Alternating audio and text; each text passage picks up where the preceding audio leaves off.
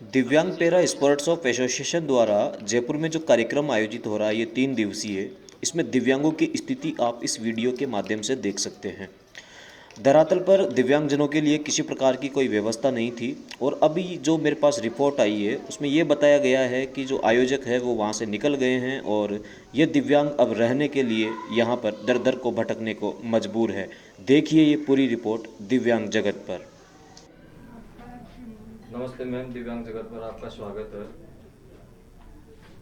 ये जो आज आप कार्यक्रम आयोजित करवा रही हैं इसके बारे में क्या कहना चाहेंगे आप? जयपुर के सवाई मानसिंह स्टेडियम में 11वीं पैरा एथलेटिक राज्य स्तरीय पैरा एथलेटिक चैंपियनशिप और चौथी दिव्यांग para athletic power lifting championship का आयोजन दिनांक 19/2/2022 से 21/2/2022 तक किया जा रहा है।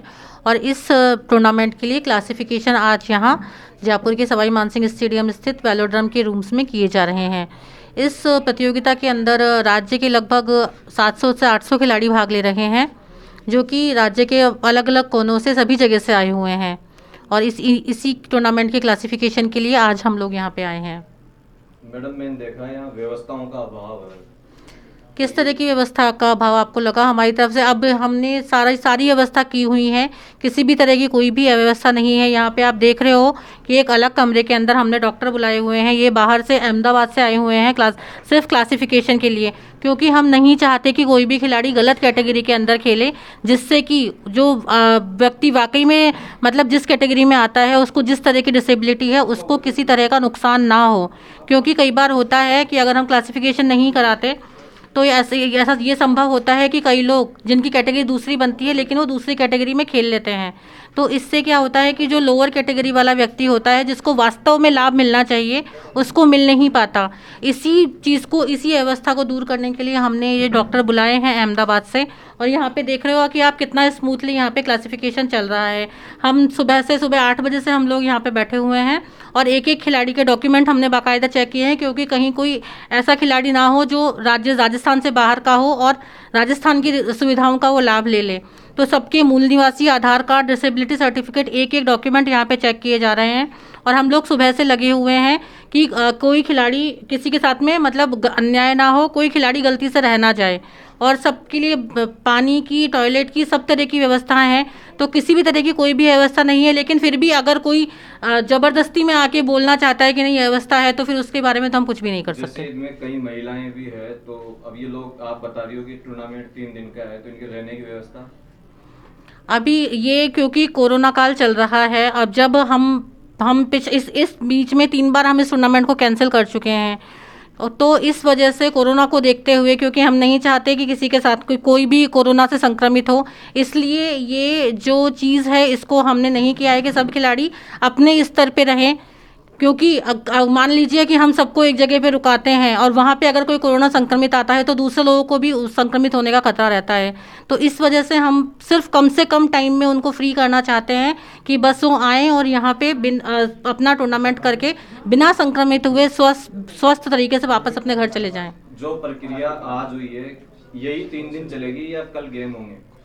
आज जिन लोगों का क्लासिफिकेशन है, इन लोगों के गेम कल हो जाएंगे। कल क्योंकि अभी एक साथ भीड़ इकट्ठी नहीं कर सकते, क्योंकि 800 लोग, 800 तो सिर्फ खिलाड़ी हैं और हर खिलाड़ी के साथ में अगर एक व्यक्ति भी आता है तो कम से कम 1500 से 1600 खिलाड़ी हो जाते हैं। इतने लोगों को एक साथ पे रख पाने से कोरोना के फैलने की बहुत ज़्यादा संभावना रहती है।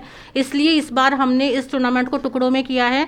आज सिर्फ व्हीलचेयर वालों का क्लासिफिकेशन है, कल इन लोगों के इवेंट कराए जाएंगे। इसके बाद कल जो रनिंग वाले खिलाड़ी होंगे, कल उन लोगों को क्लासिफिकेशन के लिए बुलाया जाएगा। सिर्फ उन्हीं लोगों के क्लासिफिकेशन होंगे। और जो आज व्हीलचेयर वालों के आज क्लासिफिकेशन हुए हैं, कल वो लोग इवेंट खेलेंगे स्टेडियम के अंदर। इसी तरह से परसों जो रनिंग वाले जिनके क्लासिफिकेशन कल हो जाएंगे, परसों वो लोग इवेंट खेलेंगे। और जो स्टैंडिंग में थ्रो वाले खिलाड़ी हैं, उन लोगों की क्लासिफिकेशन परसों होंगे और वो 21 तारीख को अपना टूर्नामेंट खेलेंगे। इस तरह से कम टाइम में ये खिलाड़ी जल्दी फ्री होकर अपने घर चले जाएंगे। उनको ज़्यादा समय यहाँ पे रुकना नहीं पड़ेगा, वरना पहले ऐसा होता था कि 4 दिन तक कंटिन्यू सबको रुकना पड़ता था। इस बार हमने कोशिश ये की है कि 2 दिन के अंदर ही हम खिलाड़ी को फ्री करके अपने घर भेज दें। मेरा अंतिम सवाल है मैडम आपसे, ये कार्यक्रम कौन आयोजित करवा रहा है?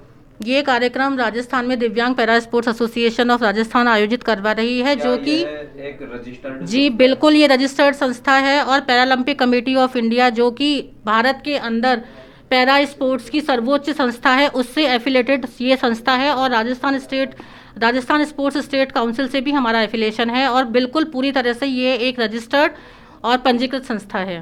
धन्यवाद।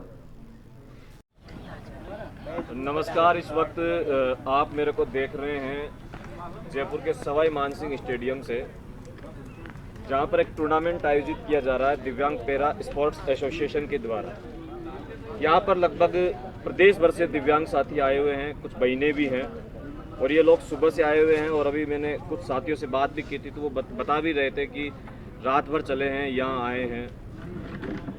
मेरा काम केवल इतना है कि धरातल पर किस प्रकार की व्यवस्थाएं हैं, किस प्रकार की इनको सहूलियत मिली है, क्या यहाँ अब तक हुआ है, क्या अब आगे होगा, इन्हीं सब प्रश्नों का जवाब ये मेरे साथ कुछ बहनें हैं जो देगी। आप अपना नाम बताओ पहले। मैं सरोज मुंडेल, डॉक्टर ऑफ धनाराम जी मुंडेल, तारनावास नागौर जिला से तहसील खिमसर से हूँ। लेकिन मैं एक यहाँ जोधपुर के न्यू संकल्प इंडिया फाउंडेशन चैरिटेबल से संस्था में रहती हूँ। हमारे साथ में से 7 लड़कियाँ आई हुई है जो हम संस्था से आए हैं, लेकिन वहाँ से हम आने में छुट्टी भी लेनी पड़ती है, घर से भी हमें छुट्टी लेनी पड़ती है। यहाँ तक हमें पहुँचाने में हाथ तो है किसी का, लेकिन ये यहाँ आने के तक हमें ये बताया जा रहा है ग्रुप में कि ये प्रोग्राम होगा, ये नियम कानून कायदे हैं, लेकिन उन्हें पर्सनल कॉल के लिए कोई नहीं बताया गया है। और यही बात है कि हम यहाँ आए हैं तो थोड़ी ज़्यादा कुछ नहीं, बस हमारे यहाँ रहने खाने पीने की सुविधा कर दो, क्योंकि हमारे स्थिति सही नहीं होने के कारण ही तो हम हॉस्टल में रहते हैं, एक संस्था के हम लेते हैं। फिर यहाँ आए हैं तो आए और कुछ नहीं, बस हमें खेलने के लिए, स्पोर्ट में आगे बढ़ने के लिए तो हम स्पोर्ट में जुड़े हैं और सरकार ने सुविधा दी है इसमें। और नहीं तो सुबह हम शाम को खाने खाए, हॉस्टल से खाना खा के निकले हैं, और पूरे बस में हम 2-3 जने को सीट मिली है और 2-3 जन हम खड़े रखे आए, और कुछ नहीं, बड़े मुश्किल से यहाँ पहुँचे। फिर वहाँ 7-8 घंटे का पार करके